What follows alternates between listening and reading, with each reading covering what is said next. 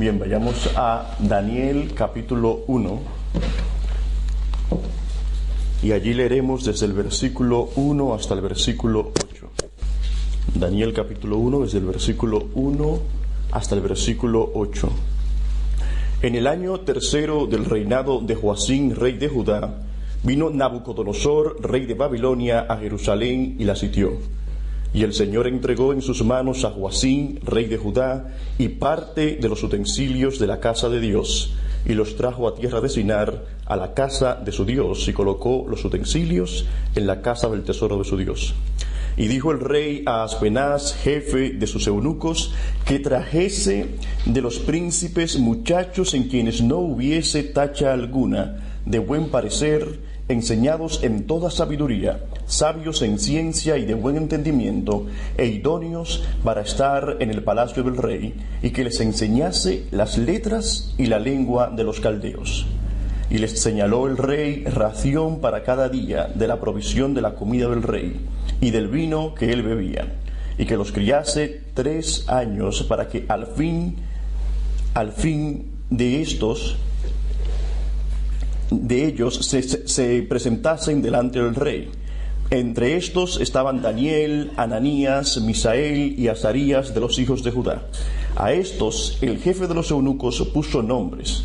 Puso a Daniel Belsasar, a Ananías Sadrac, a Misael Mesaque y a Azarías Abednego. Y Daniel propuso en su corazón no contaminarse con la porción de la comida del rey, ni con el vino que él bebía. Pidió por tanto al jefe de los eunucos que no se le obligase a contaminarse. Si queremos vivir en este mundo a la manera de Dios, debemos mantenernos preparados, apercibidos y leales a nuestro Salvador. Preparados, apercibidos y leales a nuestro Salvador. Sin embargo, la presión para que eso no sea así es inmensa y crece cada día más. Hay un tremendo peligro que cuando venimos a darnos cuenta ya ha afectado e impactado toda nuestra cultura y todo cuanto nos rodea, y lo ha venido haciendo de forma imperceptible, de forma lenta aparentemente, un peligro que nos lleva lejos del norte hacia el que salimos y que nos va llevando paso a paso más lejos de Dios y de su camino, y que cuando venimos a darnos cuenta, cuando venimos a reaccionar, si es que reaccionamos, ya nuestros sensores, nuestra conciencia bíblica, nuestros principios cristianos han o habrán desaparecido. Por ejemplo, ocurre con mucha frecuencia, con bastante frecuencia, que al abrir la puerta de un salón de inmediato sentimos el ambiente y la atmósfera muy cargada por el humo que hay. Nos decidimos a entrar y de inmediato nuestros ojos comienzan a lagrimear y nosotros sentimos cierta dificultad para respirar por la intensidad del humo y por lo desagradable del ambiente. Pero decidimos mantenernos allí unos 30 minutos o 1 hora y comenzamos a darnos cuenta que ya el ambiente ha cambiado. Ya ahora lo sentimos algo un poco más natural.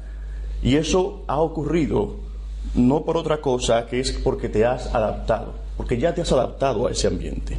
Y eso es justamente lo que nos pasa o puede pasar como cristianos, que vamos cediendo cada vez más al mundo y vamos cediendo cada vez más espacio a las modas y costumbres seculares, hasta que el pecado se hace habitual en nosotros y nosotros nos hacemos habituales del pecado, de tal forma que es probable que ya no nos demos cuenta con el tiempo que ya no somos lo que éramos antes, porque hemos pisoteado toda nuestra conciencia y principios cristianos. La pregunta que debemos hacernos es: ¿cómo podemos resistir esa presión? ¿Cómo podemos resistir la presión del mundo sin ceder bajo ella? ¿Y cómo podemos vivir en este mundo sin ser parte de él, tal y cual lo hizo Daniel siendo aún muy joven? ¿Cómo podemos resistir la presión del mundo sin ceder bajo ella? Daniel, mis hermanos, es el tipo de creyente que Dios quiere que seamos, y es el tipo de verdadero creyente que Dios forma. El listón no está ni más alto ni más bajo para nosotros. Es al nivel que lo tenía Daniel. Así que el hombre y mujer que Dios se ha propuesto formar en su pueblo son hombres y mujeres con el grado de integridad y fidelidad que demostraron jóvenes como Daniel y sus compañeros. En esta mañana yo te propongo que cuando sea me escuches mencionar a Daniel y sus compañeros, trates de ocupar tú su lugar y meditar qué habrías hecho tú en sus circunstancias y de qué manera sus acciones se relacionan con tu día a día. Así que nuestro primer punto es la estrategia de Nabucodonosor. Cuando estos jóvenes, siendo aún muchachos, fueron sacados de su tierra, apenas tenían probablemente entre los 13 y 18 años de edad. Fueron apartados de su tierra, de su lengua y familiares y colocados justo en medio de una sociedad muy pagana. En cierto modo, Babilonia era una ciudad mucho más avanzada, en cierto modo, que la de Israel. Los logros de los babilonios en astronomía y astrología son por todos nosotros conocidos. Fueron pioneros en matemáticas y en el uso de mejores artefactos o mecanismos para la agricultura. Fueron pioneros en ciertos tipos de leyes y tenían amplios conocimientos en el área de la medicina. De modo que no solo eran muy paganos, es que también podrían resultar ser una sociedad muy atractiva para cualquiera. Ellos fueron llevados a vivir en una cultura, como he dicho, superior a la de ellos, y una ciudad que contenía o tenía dentro de sus cosas una de las 7 maravillas del mundo antiguo, pero sobre todo eran altamente politeístas. Imagínate que te sacan de tu ciudad y tu lengua y te alejan de tus parientes y te colocan en medio de una sociedad más avanzada. La estrategia de Nabucodonosor parecía casi insuperable. Su propósito consistía en cambiarles sus formas de pensar, sus gustos y su cosmovisión a la suya. Es decir, Nabucodonosor pretendía babilonizarlos. ¿Y qué mejor momento para hacerlo que cuando se es muchacho, cuando se es joven y aún estamos en proceso de formación, cuando mejor se pueden producir los cambios? Así que lo primero que hizo Nabucodonosor fue reclutarlos cuando aún eran muy jóvenes para que pudiesen asimilar el programa de estudio al que serían sometidos. Ahora bien, Nabucodonosor no solo quería teóricos, no solo quería conocimiento en la cabeza. Por eso se nos dice que al final de su tiempo, de esos 3 años, tenían que presentarse ante él.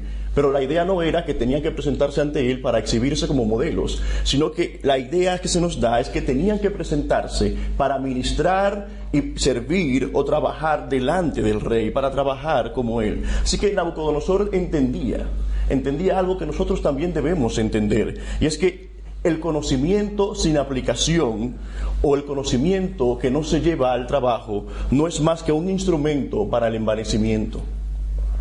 Así que lo que Nabucodonosor había iniciado en ellos era un proceso de reclutamiento para que olvidaran su pasado y así llevarles a actuar, pensar y sentir como los babilonios.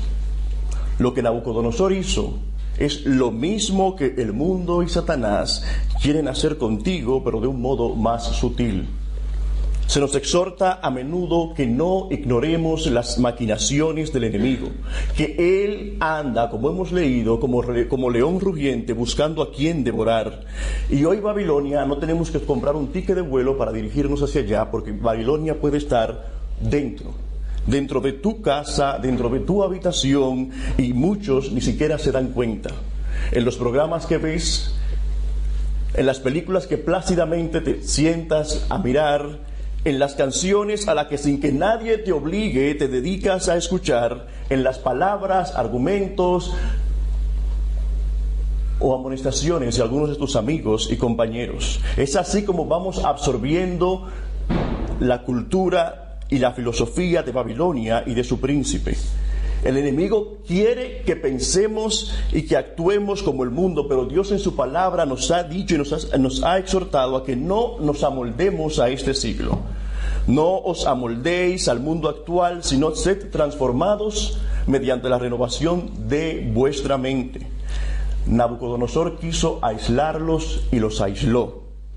Ellos fueron llevados al palacio del rey para ser tratados como príncipes. Y alguien podría preguntarse, ¿qué tiene de malo ser llevado a un palacio, vivir con la comodidad que allí se ofrece y ser tratados como príncipes? ¿Qué tiene eso de malo?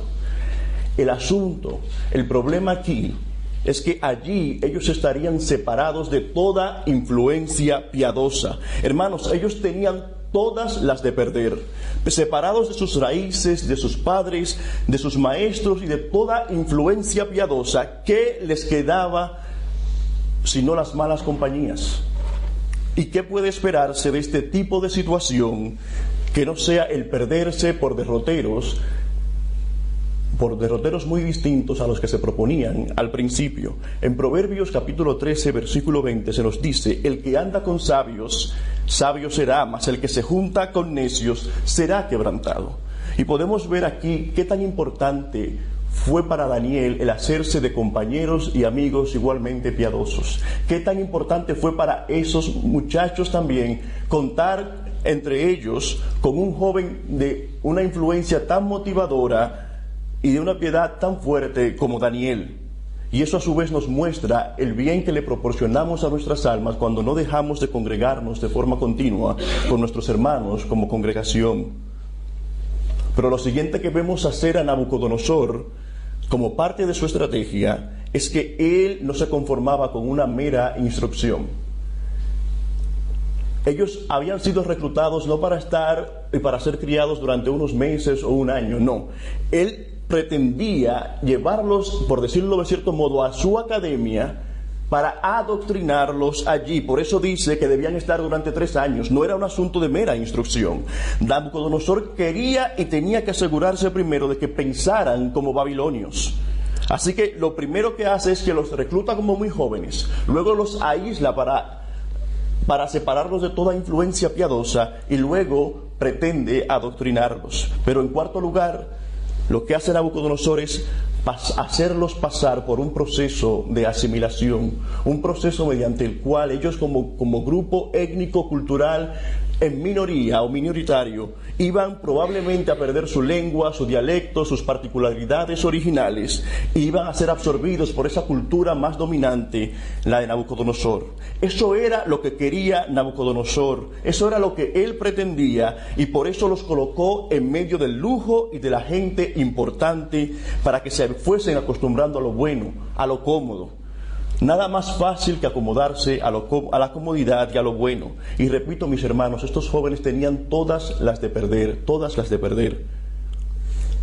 Su situación no era nada fácil. Imagínese usted joven, mucho más joven, en una ciudad más avanzada, alejado de tus padres, de tus maestros, de toda influencia piadosa, con una cuenta repleta de dinero, con una llave de un coche último modelo, además con buena apariencia y preparado, eso sí. Si para algunos es solo suficiente tener buena apariencia para perderse, imagínese con todas estas cosas. Pero además de eso, viviendo en el más alto y caro residencial de su ciudad y codeándose con las altas esferas y personalidades públicas de aquel entonces, ¿cuántos están seguros de que permanecerían fieles a Dios en esas circunstancias? ¿Cuántos podrían estar seguros? Vemos entonces cómo la estrategia de Nabucodonosor podría resultar devastadora. No era un juego. Nabucodonosor no estaba jugando y el enemigo de nuestras almas se está tomando su tarea y su trabajo muy en serio. Solo aquellos que tomen en serio a Cristo y su palabra podrán resistir los ataques del maligno. Pero por último, como parte de su proceso de babilonización, Nabucodonosor quería darles además otra nueva identidad. Por eso les cambia los nombres por uno relacionado con sus dioses, y por eso también quería cambiarles la dieta. Era un proceso integral: primero cambiar su mente, su forma de pensar y de actuar, y luego cambiar sus cuerpos por medio de la dieta y su identificación por medio del cambio de nombre. Así que Daniel se vio completamente rodeado por esa sociedad pagana, por una sociedad más avanzada que la suya, pero también inmensamente politeísta. Y aunque estuvo muy rodeado por el pecado y pecadores, supo mantenerse fiel a Dios. La pregunta nuevamente es, ¿cómo podemos resistir esa presión? ¿Cómo podemos resistir la presión del mundo sin ceder bajo ella? ¿Cómo podemos vivir en el mundo sin ser parte de él? ¿Y cómo pudo Daniel mantenerse sirviendo a Dios de esa forma tan piadosa? Y lo vamos a ver en nuestro segundo punto, que he titulado La estrategia de Daniel, su determinación. Y esto es importante, porque acabamos de ver cuál era la estrategia de Nabucodonosor, la misma que utiliza el enemigo de nuestras almas. Pero resulta que quienes decimos ser, o quienes dicen ser pueblo de Dios y creyentes, no cuentan a menudo con una estrategia. No cuentan con una estrategia de combate, y un ejército sin estrategia no es ejército. Un equipo que no se prepara según su contrincante está destinado a ser un equipo perdedor. Así que recuerda que en primer lugar estamos llamados, que tú estás llamado a ser un hombre y una mujer prudente y no simple. Proverbios 22:3 nos dice: el avisado ve el mal y se esconde, mas los simples pasan y reciben el daño. ¿Cuál es tu estrategia para no recibir el daño? Para no pasar como un simple. Como veremos ahora, Daniel no fue un joven simple. El versículo 8 que hemos leído nos da la respuesta de cómo Daniel pudo mantenerse fiel a Dios y qué estrategia utilizó. Se nos dice allí: Daniel propuso en su corazón no contaminarse con la porción de la comida del rey. Hermanos, una de las cosas que muestran las decisiones, una de las cosas que nos revelan, es que el carácter de las personas, lo propuesto en el corazón, es lo que tú vas a hacer, lo que marcará tu forma de ser y lo que marcará tu forma de actuar. Esta vida está llena de decisiones a tomar, y Daniel se propuso, es decir, tomó una decisión, la decisión de serle fiel a Dios. ¿Cuál decisión has estado o has tomado tú? ¿Cuál decisión? Son muchas las decisiones y los propósitos que nos hacemos durante nuestra vida, especialmente cada fin o principio de año. Son muchas, pero por lo general quedan en el aire. La decisión tomada por Daniel y sus compañeros no fue una decisión fruto de un arrebato emocional. No fue una decisión o una determinación momentánea. Su decisión fue una decisión sopesada y tranquila. Y esto nos habla de tres cosas. En primer lugar, nos continúa mostrando el carácter de Daniel. En segundo lugar, nos muestra su devoción y su fe, ya que su propósito principal era agradar a Dios a pesar de las circunstancias. Y en tercer lugar, pero no menos importante, nos muestra la fidelidad de Dios. Si cuando nos acercamos a leer este pasaje somos impactados por la fidelidad de Daniel y sus compañeros, pero no somos más impactados por la fidelidad de Dios, es porque estamos enfocando esta historia de Daniel de una manera equivocada. La determinación y resolución de Daniel y sus amigos no hubiese tenido ningún éxito si hubiese sido una decisión tomada en base a sus emociones momentáneas o en base a sus propias fuerzas. Es aquí como vemos a Dios proveyendo lo necesario. Dios puso gracia en Daniel, y Daniel se había propuesto agradar a Dios. Pero sabemos que eso es así. Sabemos que eso es así porque Dios es el que produce en nosotros tanto el querer como el hacer. Es decir, Daniel y sus amigos son claros ejemplos de cómo en el Antiguo Testamento Dios llevó y obró una obra de regeneración y de nuevo nacimiento en estos jóvenes. Nuestro Señor dijo: sin mí nada podéis hacer, separados de mí nada podéis hacer. De manera que lo que Daniel hizo, lo hizo porque estaba cerca de Dios, apegado a su ley y apegado y orando constantemente. Eso es lo que nos muestra que Daniel fue un joven de devoción y de fe en Dios. Pero en cierto modo, lo más remarcable de Daniel aquí no fue su devoción y fe. No fueron su devoción y su fe. Aún en nuestros tiempos muchos mantienen estas dos cosas, su devoción y su fe, y se mantienen leyendo su Biblia, orando y asistiendo continuamente a la iglesia. Pero lo que hizo diferente a Daniel, y lo que Daniel hizo fue diferente, fue mantener su fe y su devoción en público. En tiempos como estos, en los que la sociedad nos impulsa y nos presiona para privatizar nuestra fe, para llevarla a mantenerla en privado. Daniel la mantuvo en público. Daniel tenía muy claro qué haría y qué no haría.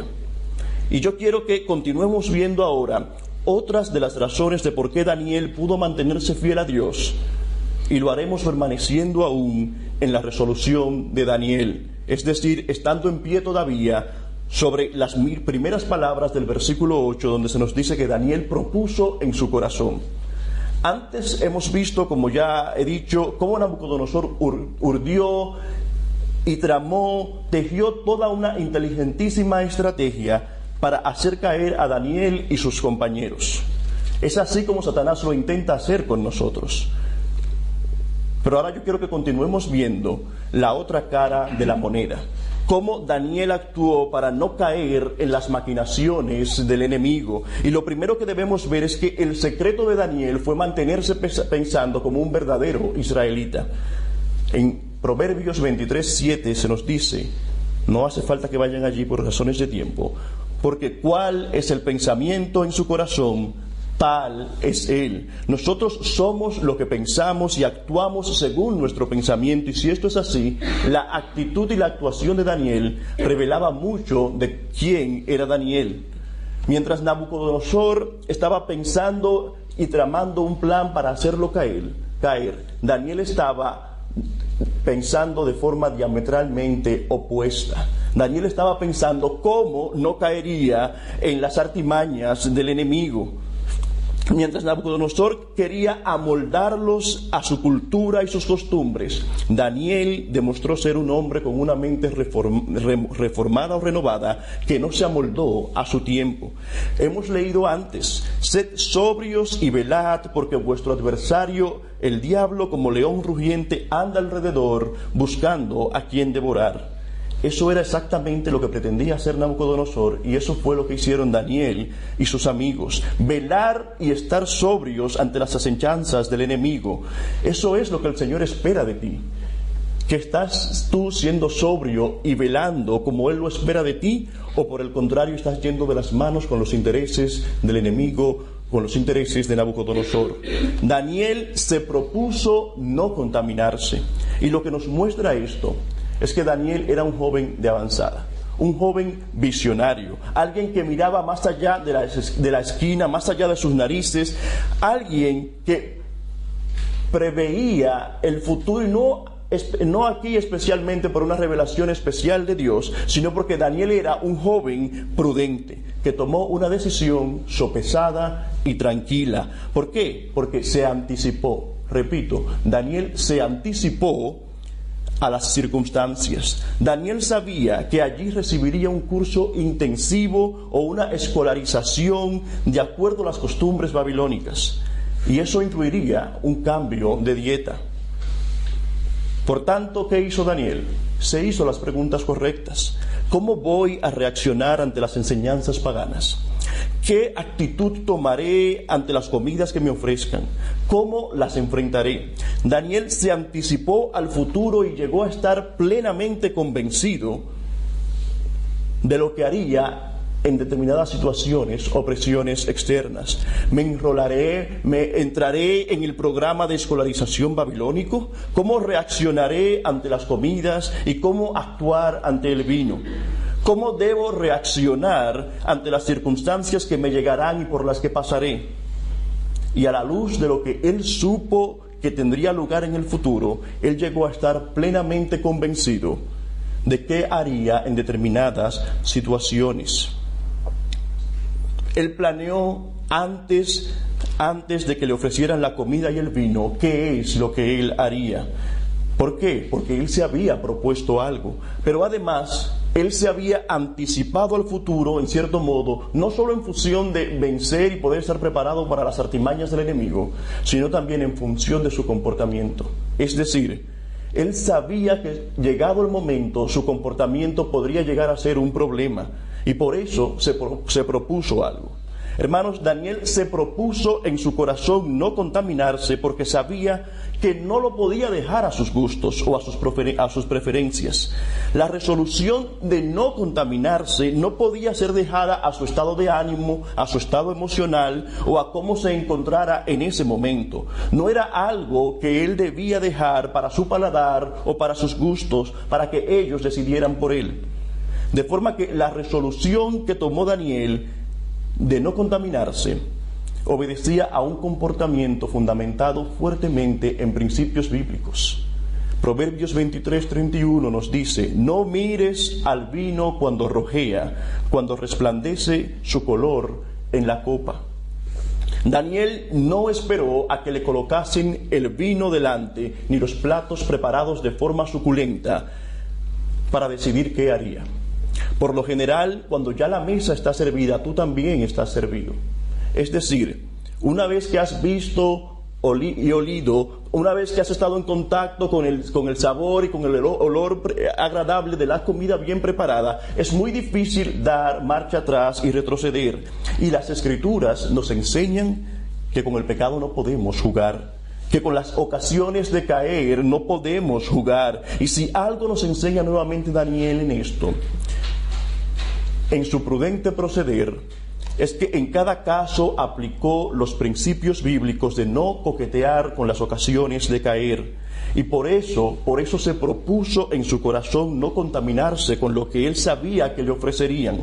Él se anticipó a las circunstancias para que tanto sus enemigos externos como su principal enemigo interno, su corazón, no lo encontraran dormido e indefenso.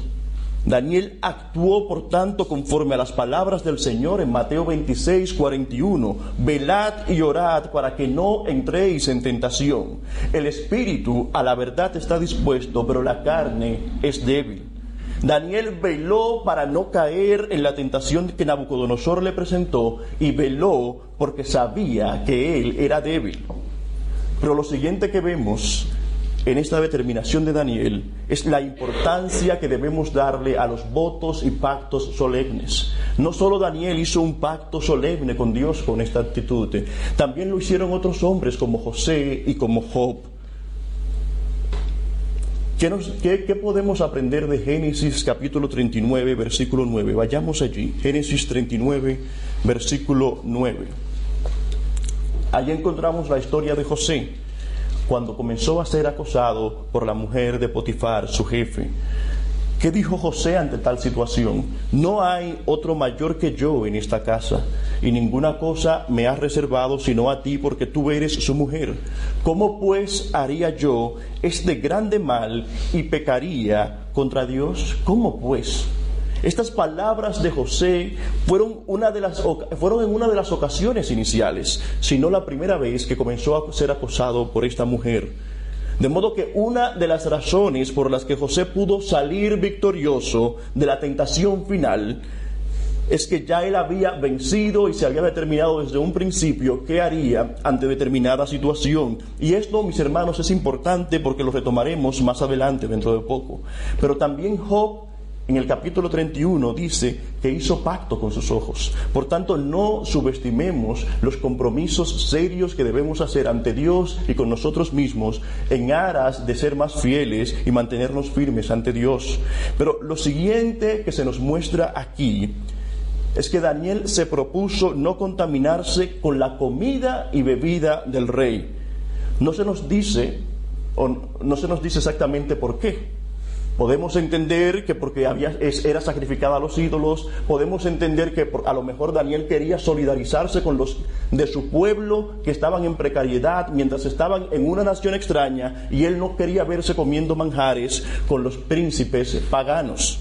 Pero lo que sí podemos estar seguros es que Daniel conocía la palabra de Dios, como en Éxodo 34:15 se nos dice: no hagas pacto con los habitantes de aquella tierra, no sea que cuando ellos se prostituyan con sus dioses y les ofrezcan sacrificios, alguien te invite y comas de su sacrificio. Es decir, el comer comida que a sabiendas, a conciencia, era eran dedicadas y sacrificadas a los ídolos, podía ser una señal enviada a los demás de que tú habías ya entrado en pacto o alianza, de que estabas de acuerdo con aquello que los paganos estaban ofreciendo.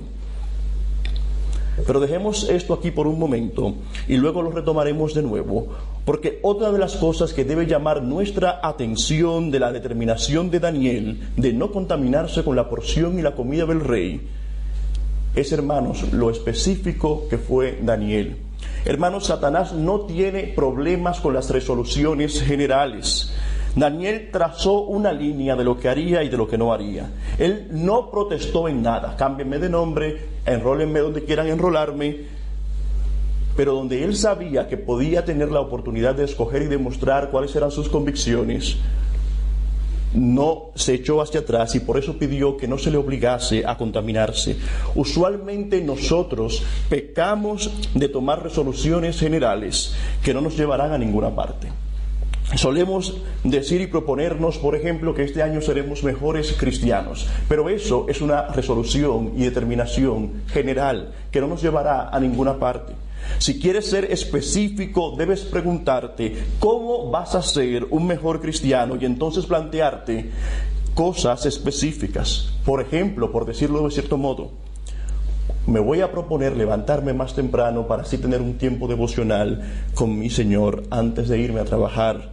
Me voy a proponer leer ciertos libros de la Biblia en determinado tiempo preciso. Es un modo de decir o pensar cómo nos proponemos de forma específica avanzar en este camino de la fe, pero no de forma general, porque no nos llevará a ninguna parte. Pero en tercer lugar, y nuestro último punto, lo he titulado Identificando al enemigo cuando se viste como ángel de luz. Del mismo modo en que debes velar para no caer en las artimañas del enemigo y de ti mismo, de tu propio corazón, debes estar apercibido que siempre que te propongas ser fiel, vendrán los ataques y vendrán las críticas. Daniel, tú luces muy viejo para tu edad. Te estás tomando las cosas muy en serio. ¿Por qué no esperar que las cosas surjan? Te estás portando como un viejo. Tú no has pasado por eso. A lo mejor eso nunca pasará. ¿Por qué no esperar a que surjan las cosas y en su tiempo entonces tomar una decisión guiado por Dios? Pero Daniel, aunque era joven, era prudente y sabio, y él sabía que cuando llegan los momentos de crisis ya es demasiado tarde para tomar decisiones. Las decisiones deben ser hechas de antemano por medio del propósito de corazón. Tal vez tú no te veas o creas que no vas a estar en situaciones extremas como la que tuvo Daniel, pero a veces no hace falta eso para saber o darnos cuenta que cada día somos amenazados en nuestras, o podemos estar amenazados en nuestras convicciones. Pueden ser cosas tan sencillas como estar reunido con personas que no paran de decir palabras malsonantes o blasfemar contra Dios en medio de chistes obscenos y tronerías como las mismas. Y puedes verte en la tentación de, en aras de la popularidad, de tu popularidad, de que no te menosprecien o de que se burlen de ti, sacrificar la verdad, sacrificar tu profesión de fe transigiendo junto con ellos. Daniel sabía cuándo transigir y cuándo no. Él sabía qué era negociable y qué no era negociable. El diablo se acercará a ti como ángel de luz diciéndote: ¿qué estás haciendo, Daniel? Dios mira el corazón. No hay problemas con lo que comas o bebas. Lo importante no es lo que entra. ¿Dios te castigará acaso por comerte un pedazo de carne? ¿Acaso no sabes que lo que entra no puede contaminarte? ¿Que lo que contamina es lo que sale? ¿Acaso no sabes que la bebida no te contaminará? Me parece, Daniel, que te estás volviendo un fariseo y un fanático. ¿Acaso María, Rodrigo, Miguel, por poner ciertos nombres, no son ellos también evangélicos y lo hacen? ¿Por qué tú no puedes? ¿Es que te crees más santo que ellos? ¿Cuál es el problema con hacerlo? Con comerte este poco de comida sacrificada a los ídolos. Con comerte este poquito. ¿Por qué haces de este asunto un gran asunto? A mí me parece, y te lo digo en serio, Daniel, que te estás preocupando por nada. La pregunta es, ¿fue Daniel y fueron sus amigos extremistas? ¿Fueron ellos fanáticos y ascéticos o fueron ellos jóvenes resueltos, decididos y fieles que llevaron sus criterios hasta el final para obedecer a Dios? Todo esto, mis hermanos, parecía o podría parecer trivial, pero hay ciertas circunstancias en la que lo que aparenta ser trivial en realidad no lo es. Son las zorras pequeñas las que dañan la viña, son las cosas pequeñas las que destruyen el trabajo de toda una temporada, poco a poco, poco a poco. Satanás te dirá, solo es un poco de orgullo, un poco de mundanalidad, un poco de inmundicia, bien podrás cometer este pequeño pecado sin arriesgar tu alma. Pero muchas veces, repito, lo que parece trivial no lo es. Un pequeño error o pecado para nosotros puede ser una gran maldad delante de Dios. Es lo que vemos que pasó con Adán y Eva, lo que vemos que pasó con los que recogían leña en el día de reposo, lo que aparentemente pasó con Nadab y Abiú, lo que pasó con Usa. Nadab y Abiú eran aparentemente las personas correctas, en el lugar correcto, en el momento correcto, con los incensarios correctos, pero decidieron ofrecer algo, una pequeña diferencia, algo que olía y encendía diferente, un fuego extraño, y eso fue suficiente para ser reprobados y castigados por Dios. Así que esto y muchas otras cosas más, a todas luces, pueden parecer cosas triviales y asuntos sin importancia, pero en realidad son de trascendental valor ante Dios y nuestro proceso de santificación. Como bien dice un autor, es al ceder al pecado pequeño que tentamos al tentador para que nos tiente con uno más grande y más grave. Es al ceder al pecado pequeño que tentamos al tentador para que nos tiente con uno más grave. Antes veíamos cómo José se propuso no pecar ante Dios desde que había comenzado a ser acosado por esta mujer, y por eso salió victorioso de la tentación final. Muchos se admiran al ver a Daniel y sus compañeros y dicen: qué tremenda fe, qué tremenda fidelidad y ejemplo de piedad dieron Daniel, y yo quisiera ser como ellos. Es más, yo estoy seguro que si alguien me propone negar a Dios o cortarme la cabeza, le digo desde luego que me la corte rápido, porque no voy a zanjar ni negar a mi Señor. Si alguien me apunta con un arma, te disparo o niegas a Cristo, le digo dispara, porque de seguro que no voy a negar a mi Señor. Pero lo que no somos capaces de ver es que la razón por la que José, Daniel y sus compañeros pudieron vencer en esas grandes tentaciones o pruebas es porque no transigieron en las cosas pequeñas. El que es fiel en lo poco también lo será en lo mucho. Pero no esperes grandes hazañas o victorias si no tienes antes pequeñas victorias en las cosas que parecen pequeñas. No lo esperes. Me gusta como lo dice Thomas Brooks en su libro Remedios Preciosos contra las artimañas del enemigo. Daniel y sus compañeros optaron por morir en el horno o en la fosa de los leones antes de inclinarse ante el ídolo de Nabucodonosor. A los ojos del mundo se trataba de un pecadillo. Debían pecar o ser arrojados. De eso se trataba. ¿Te vas a dejar matar por esa simple situación? Pero ellos sentían tan tierno, tan sensible amor por la honra y gloria de Dios, y tanto odio e indignación por el pecado, que preferían morir o ser calcinados antes de pecar. Pero hay además otro aspecto que se deriva de ver ciertas cosas como pequeñas o poco importantes, y que no debemos de hecho pasar por alto. Hay una actitud que se manifiesta con la idea de que no es importante llegar a la doctrina correcta para tener una correcta relación con Dios. Y ciertamente muchos tienen la doctrina correcta, pero tienen la actitud inadecuada o no adecuada delante de Dios.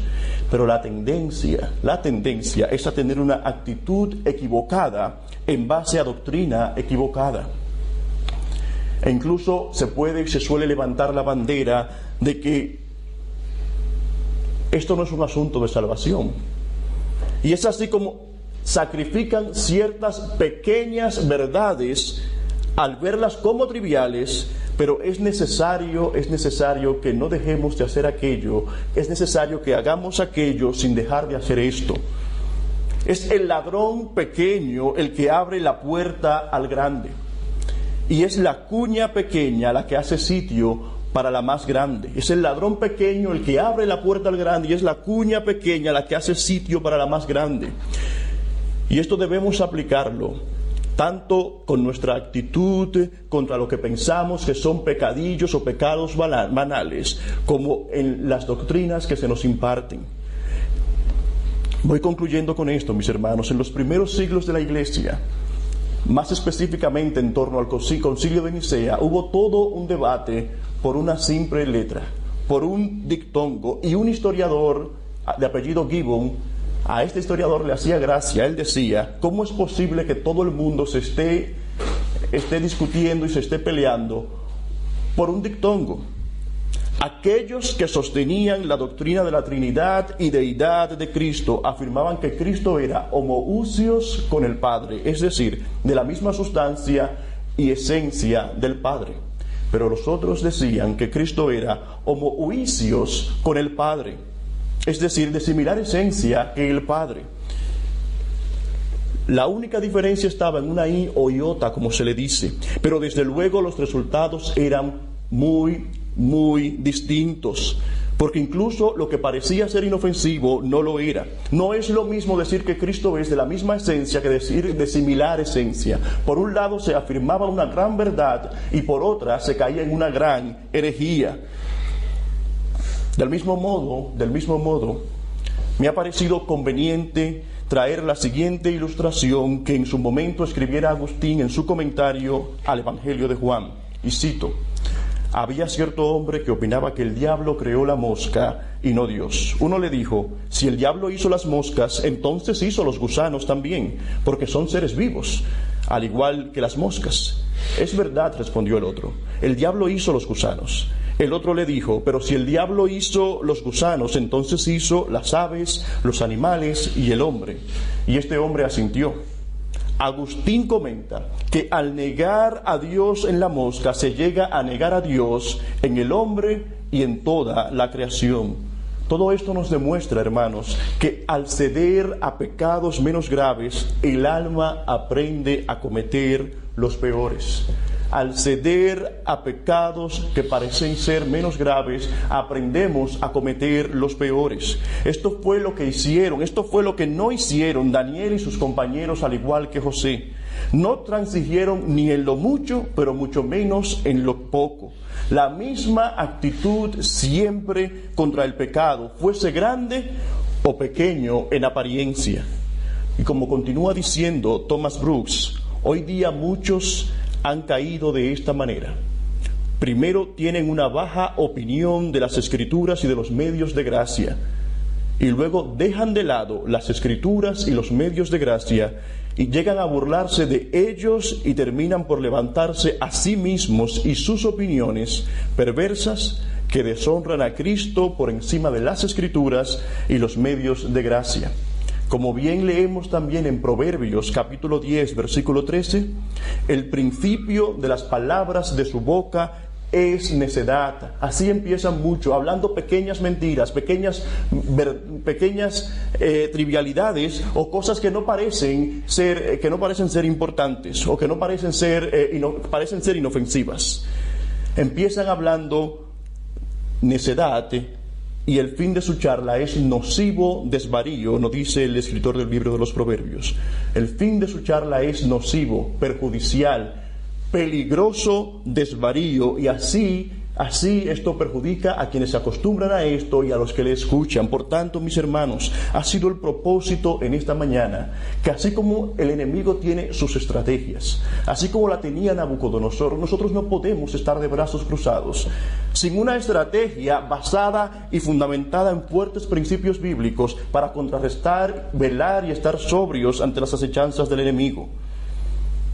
Ha sido el propósito que tengamos presente siempre que no hay medias verdades que no sean mentiras, que no hay lo que parezca trivial en cuanto al pecado y a las doctrinas, porque poco a poco lo pequeño va haciendo espacio para lo grande, sea en nuestra vida devocional o sea con respecto a las doctrinas impartidas. Vamos a terminar en oración.